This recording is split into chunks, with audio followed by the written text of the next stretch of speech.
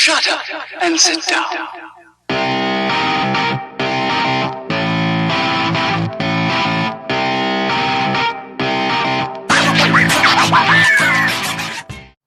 Launceston is a town that's difficult to categorise or similarise with other towns around Australia. The town's roots stem from the early 1800s, where being closer to the mainland than Hobart, the city grew as a major export centre. During the early 1900s, with the substantial whaling in the Southern Ocean, the economic activity fueled considerable construction of many residential buildings. Today, with the legacy of many of those historic buildings, it has given the city a claim to being one of the oldest in Australia.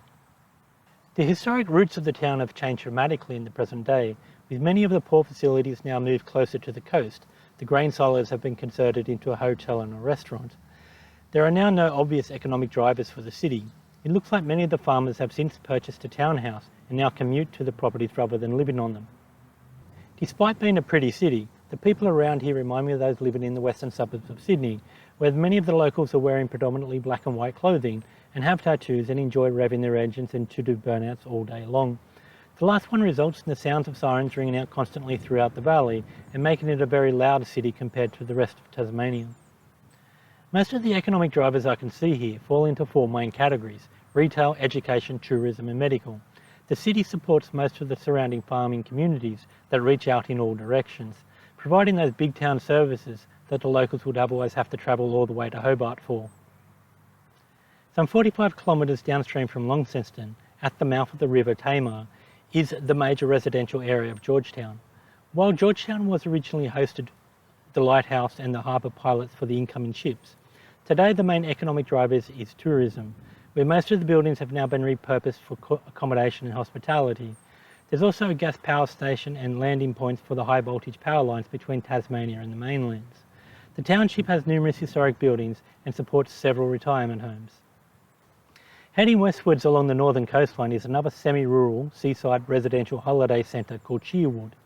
A lot of these bays and ports along the northern and eastern coastline of Tassie are dedicated to tourism, and over the recent COVID lockdowns have been placed into a financial precarious position, and Shearwater is no exception.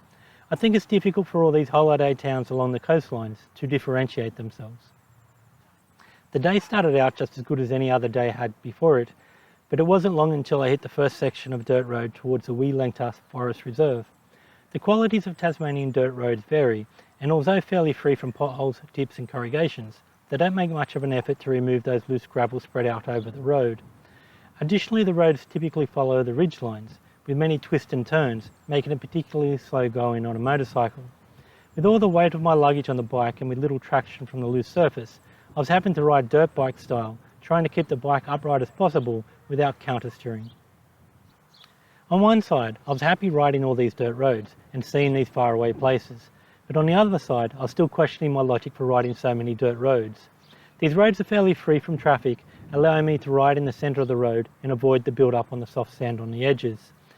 I was looking only a few other locals and some other victims of Google Maps were also travelling on these roads. Getting back to the bitumen and the more pleasant ride on the Tasman Highway at Orford gave me the first real opportunity to see the east coast. The first thing I noticed was that there are a lot more holiday homes than farms. I moved on for an early lunch at the seaside holiday town of Swansea. The quality of this mid-hop stop was only matched by the lunch break at Coral Bay on the way to Carnarvon in Western Australia. It felt very civilised having a beer with my fish and chips while looking out towards the Tasman Sea. The road to St Helen was only frustrated by the persistent motorcycling problem of slow-moving traffic in the twisties, who would then speed up when the road straightened out and overtaking was permitted. Heading out towards the northeastern corner of Tassie, again saw the return of the dirt roads. This time the road got quite soft, and in parts were about 2 inches of loose sand. This section of Tassie is one forest reserve, followed by a conservation area that's in front of a national park. The amount of dirt roads on this hop was starting to get to me. As being such a large nature area, there were more live animals on the roads than there were in the mainstream areas. Come on dude, run!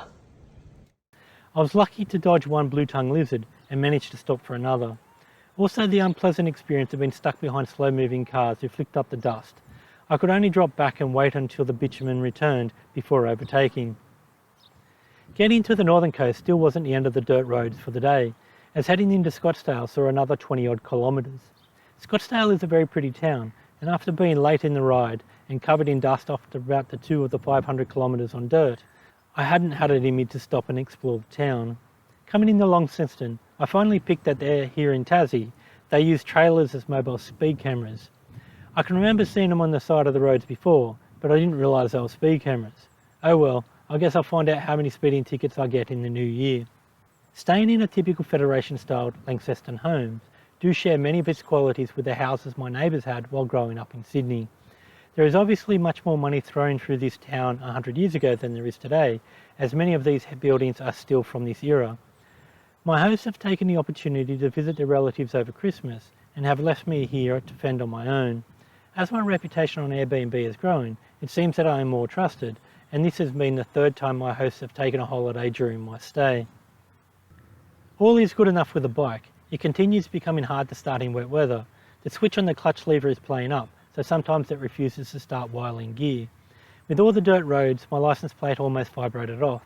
I'm thinking that I'll need another maximum 5,000 kilometres to get me back to Sydney, and with the new tyres, I don't think I'll need an oil change before then.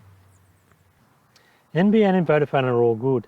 DJI have launched a new ad campaign, but between you and me, I won't be buying another DJI drone, and we'll be trying a different manufacturer at the end of this refresh period. Launceston has a number of sister cities, but I really feel like I'm staying in a colder version of the western suburbs of Sydney. Both are nearly 50 kilometres inland, just a few metres above sea level, and with very similar aged and designed housing. I think it's causing similar biological conditions in both areas for mould and mildew, and I imagine that it's impacting the locals in the same way, as both cities have a very active police force and the increase in police presence here is noticeable. Next stop is Queenstown for a few days, while I wait for the boat ride back to the mainland. This will give me a better view of the isolated west coast of Tassie and the opportunity to revisit the sections of the A10 that I missed because of the flat tyre heading to Hobart. I imagine there'll be more dirt roads for me to travel on, but these should be the last ones I'll encounter on this journey. It's hard to believe that I'm getting close to finishing the big lap, so thanks for following my adventures around Australia, and remember to go out there and do something to enjoy your day.